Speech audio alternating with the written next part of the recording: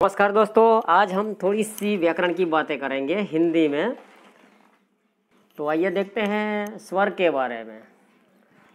जो वर्ण बिना किसी अन्य वर्णों की सहायता से बोले जाते हैं वह स्वर हैं दोस्तों।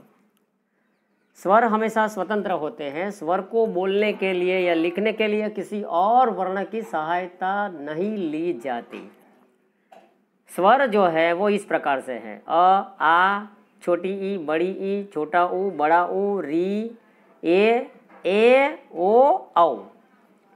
अम और अह संयुक्त ध्वनियाँ हैं, इसलिए उन्हें स्वरों में नहीं रखा गया है, क्योंकि अ के ऊपर जो अनुस्वार है अम, वो अनुस्वार आधा म या आधा न के रूप में यूज होता है।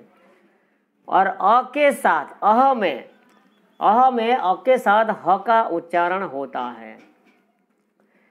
तो अम और अह ये दोनों नासिक्य व्यंजन हैं दोस्तों। जैसे हम लिखते हैं अंजना, अंत, अंक, अम्बा, अंबर। तो ये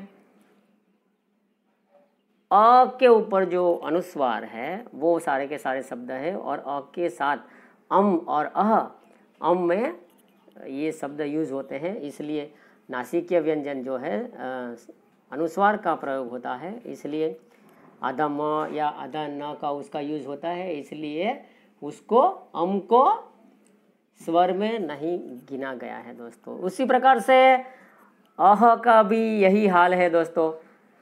अह के साथ जो ह है, अह ऐसे उच्चारण होता है। तो अ जो है स्वर है, लेकिन ह है वो व्यंजन है, इसलिए वो संयुक्त ध्वनियाँ मानी जाती है। जैसे हम लिखते हैं प्रातः, प्रायः, नमः, स्वतः, तो इसी प्रकार से उसका उच्चारण होता है। तो अम और अह को संयुक्त ध्वनियाँ मानी गई है, उसे स्वरों में नहीं रखा गया है। अब देखते हैं स्वर के भेद। तो स्वर के 3 भेद माने गए हैं। एक है ह्रस्व स्वर, दूसरा है दीर्घ स्वर, और तीसरा है प्लुत स्वर। पहला है ह्रस्व स्वर। तो जिन स्वरों के उच्चारण में बहुत कम समय लगता है उसे ह्रस्व स्वर कहते हैं, अर्थात चुटकी बजाने जितना समय लगता है, मतलब बहुत कम समय लगता है ह्रस्व स्वर बोलने में। और ये जो स्वर है वो 4 स्वर है: अ, छोटी ई, छोटा ऊ और रू या री। गुजराती में उसे हम रू बोलते हैं, हिंदी में उसका उच्चारण री होता है। ये चारों मूल स्वर है। नंबर 2 दीर्घ स्वर। जिन स्वरों के उच्चारण में मूल स्वरों से 2 गुना समय लगता है वह दीर्घ स्वर है, और इनकी संख्या 7 है: आ, बड़ी ई, बड़ा ऊ, ए, ओ, औ। तीसरा है प्लुत स्वर। तो जिन स्वरों के उच्चारण में मूल स्वरों से 3 गुना समय लगता है वह प्लुत स्वर है। इनका प्रयोग हमेशा किसी को दूर से बुलाने के लिए होता है। उच्चारण की स्पष्टता के लिए इनके आगे 3 लगाया जाता है, अर्थात 3 गुना समय।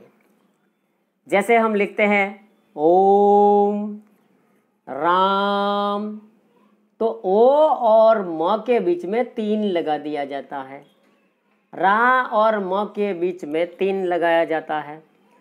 इसका प्रयोग संस्कृत भाषा में ज़्यादातर मिलता है दोस्तों, लेकिन हिंदी भाषा में आजकल इसका प्रयोग होता नहीं है। तो ये थी थोड़ी सी व्याकरण की बातें दोस्तों। अब लेते हैं एक छोटा सा ब्रेक और मिलते हैं ब्रेक के बाद नई बातों के साथ।